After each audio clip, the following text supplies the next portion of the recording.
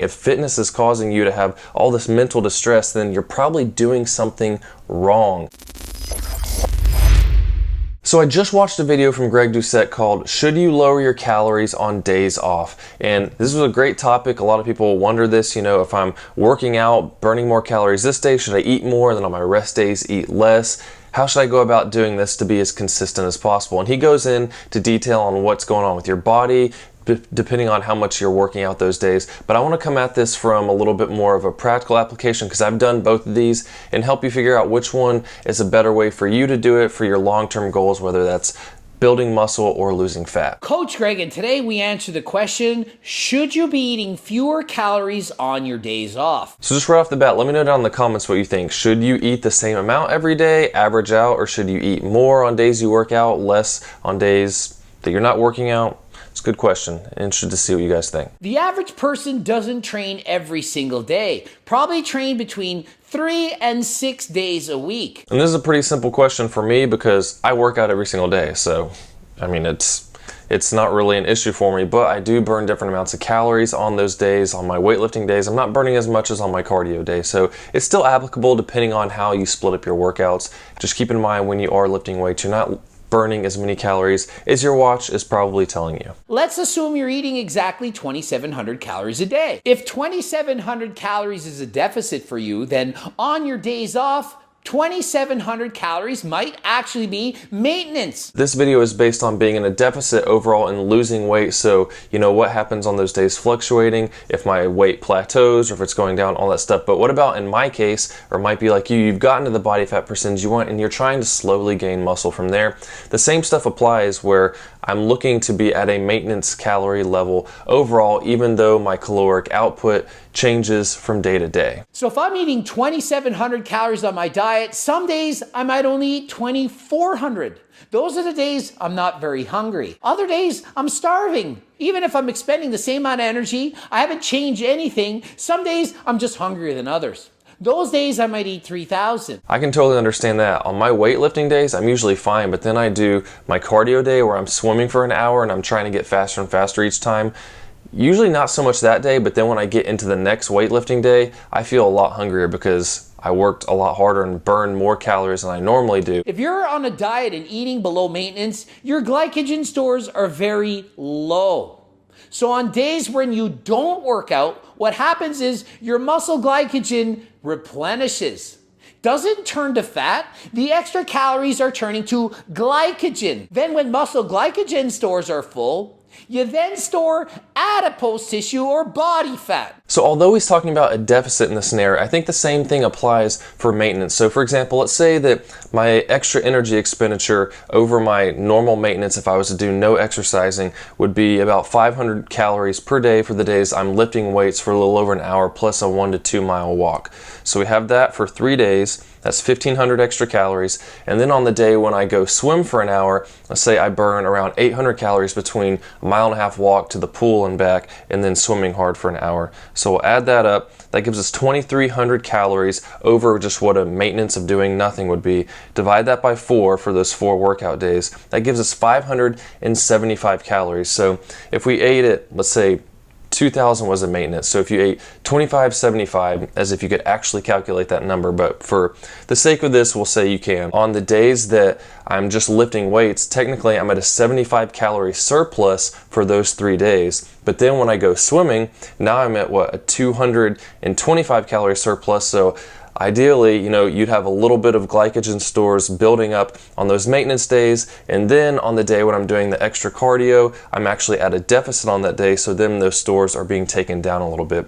So I think the same thing probably applies. Obviously, I don't have science behind it, but just based on what he's saying, maybe if he watches this video, he can correct me if I'm wrong. We always say it's calories in, calories out at the end of the day that decides if you lose weight. But really, it's at the end of the week, month, year. Over a period of time, what's your overall calories? Looking at it like that, taking all my workouts and the average calories that I burn, making sure that you're putting in the effort each time and not just kind of going through the motions. But if, the scale in the mirror is showing you what you want to see, then, it's working. The perfect diet is the diet you can maintain for the rest of your life.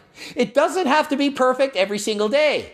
Perfect diet is not the one that you're in a deficit every day. It's not I'm always losing weight or I'm always gaining weight. It can fluctuate hour to hour, minute to minute, every single day. It's kind of funny how that B-roll shot had a person stepping on a scale on a carpet and you can see it moving around. Ideally, you'd want your scale to be on a hard surface so you can get consistent readings. 2,000 calories every day and 6,000 on one day, it doesn't matter. It balances out. How much did you eat all week versus how much did you expend all week? If you expend more in the week than you took in, you're going to lose weight, so don't worry about what happens on any one given day. That's a good point, because you think about all these people who do like 10,000, 20,000, all these crazy calorie challenges, and you think, man, they still look like they're in great shape. How do they do that? Well, what you don't see behind the scenes is that they are doing lots of cardio beforehand and after to prepare their bodies for this massive spike in calories you're going to be getting, because if they ate like that all the time, then obviously they'd be gaining weight. And even if you did that once a week, like if you're not super active, then you will be gaining weight, because 10,000 calories, you just think about, if I'm eating normally 2,500 a day, that's 4 days worth of food. So are you really going to go 3 days with eating nothing after that? No. So it takes a lot of work to actually burn off all those calories. Should you eat fewer calories on your day off? It depends. If you want to lose weight every single day, then yes, you should eat less. Okay, so he said in the context of losing weight, right, every day. So if you want to lose weight every day, then you should change your calories every day. But for maintenance, even if you are losing weight, it's hard to determine that, because most people are figuring out how many calories they're burning based on this, based on some kind of watch. So I made a video about this before, like figuring out your maintenance calories, using that as an estimate to get you into a starting place, but those things are extremely inaccurate. So for example, my watch might say that I burn 500 or 600 calories in an hour when I'm lifting weights, when that is not the case. That's just because my heart rate's spiking up, because I'm pushing really hard and my heart rate gets up to the 180 sometimes when I'm doing lunges really heavy. And it thinks you're burning all these calories because it's basing it solely on your heart rate. Whereas it underreports calories when I go on a walk. I might walk a mile and it says I burned 60 calories. And then when I'm swimming, it's a whole different thing there too. So you got to figure out a ballpark of what you're doing and you add those together to average. But if you try to figure out from day to day, you're like, oh, my watch said I burn 800 calories a day, and then you eat an extra 800 calories over, let's say 2,000 was your base level with no workout. Now I ate 2,900 this day, and the next day it's like, oh, well, I only worked out, burned 300 calories. Now I'm gonna eat 2,300, and it's all over the place, and it's super hard to keep track of it. You think it's correct, you don't realize that it's not correct, and then you end up gaining weight or something like that because you're eating 2,900 calories even though you only burn like 300 instead of 900. All kinds of variables, so that can drive you crazy trying to change your calories every single day. I've been through that before, and it just, you get too focused on food and how much do I need to eat.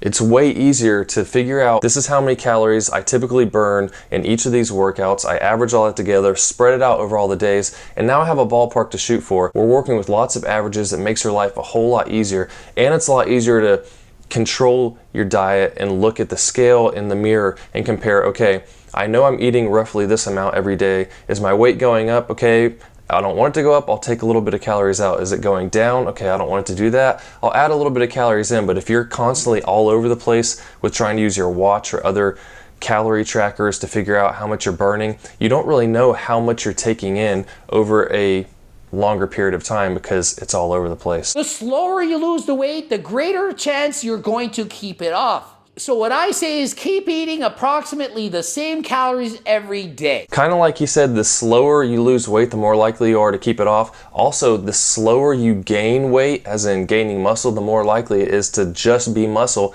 and not extra fat that you'll then have to burn off. If you're not hungry, just eat a little bit less. If you are hungry, eat a little bit more. Whether you're not on a diet or on a diet, eat an optional snack on days that you need it, and days that you don't eat the optional snack, and try to keep calories roughly the same every day. Great point there. You're going to be more hungry on some days than other days. I experience this all the time, and on those days you don't feel as hungry, just don't eat as much, because on some days you'll probably eat more.